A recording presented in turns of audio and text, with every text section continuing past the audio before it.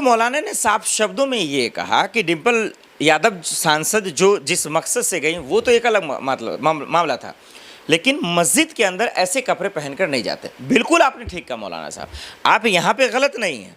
जो भी मुसलमान है इस बात को समझता है कि मस्जिद में जब कोई लड़की या कोई मुस्लिम लड़की या महिलाएं जब वहाँ जाती हैं तो वो इस्लामिक तौर पर पूरी तरीके से नकाब पहनकर और पूरी तरीके से हिजाब के साथ वो जाती हैं। इसमें कोई एतराज़ या गलत की बात नहीं है।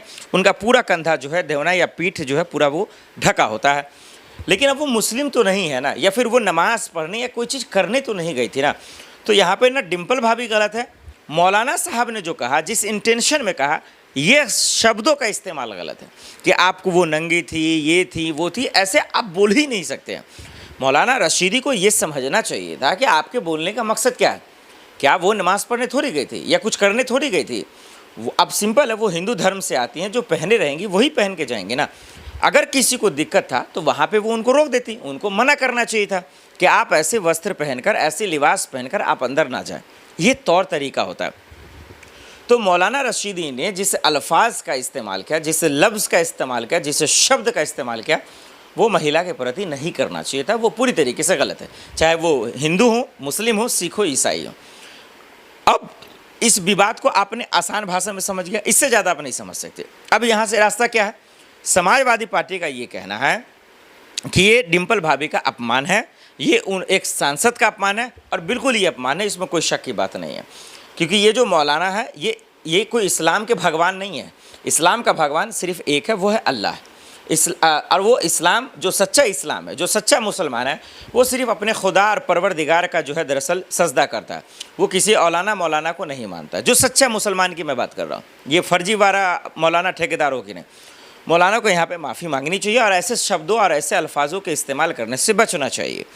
कोई भी गया, उनके लिए बहुत सारे तौर तरीके। अब इस पर जो समाजवादी पार्टी गुस्सा है, नाराज़ है, वो एफआईआर दर्ज कर रही है।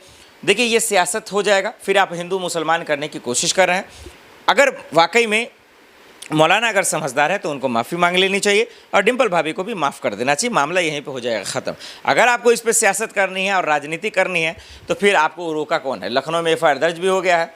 अब मौलाना साजिद रशीदी साहब जेल जाएंगे कि नहीं जाएंगे मुझे ये पता नहीं। अब तो ये जांच का विषय है, पुलिस जांच पड़ताल करना शुरू भी कर दी है। अब इस मसले पे सोशल मीडिया पे भौकाल मच गया दर्शकों कि भाई डिम्पल यादव का दरअसल जो है अपमान हुआ है, ये है, वो है। मैं आपको आसान भाषा में समझा दिया और मैंने एक एक तर्क रख दिया, सही क्या है, गलत क्या है, इस्लामिक तौर पे भी मौलाना के कहने का मकसद क्या था, डिम्पल भाभी जो गई उनका इंटेंशन क्या था, मकसद क्या था, ये समझ में आ गया।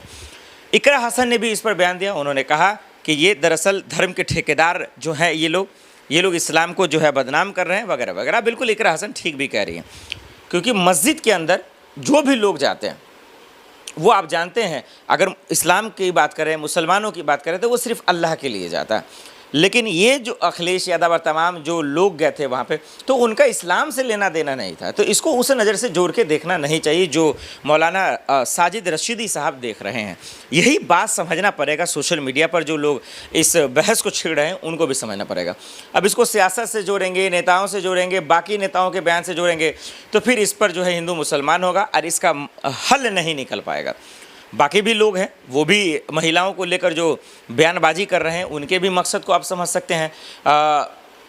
हम नाम क्या ही लें, कोई मतलब ही नहीं है। चाहे वो करनी सेना के योगेंद्र राणा साहब हो, उसके बाद जो है बहुत सारे बाबा हैं। तो ये कथावाचक लोग हैं, ये बेशर्मी की हद पार कर रहे हैं, महिलाओं का अपमान कर रहे हैं। और महिलाओं को लेकर जो भी गलत बयानबाजी करें उन लोगों का जगह, मेरा मानना ये है कि सलाखों के पीछे होना चाहिए, इससे पहले कुछ नहीं। लेकिन कानून व्यवस्था किसके इशारे पे काम कर रही है आप अच्छे से जानते हैं। इन तमाम मसलों पे आप लोगों की क्या राय है हमें कमेंट कर ज़रूर बताइएगा।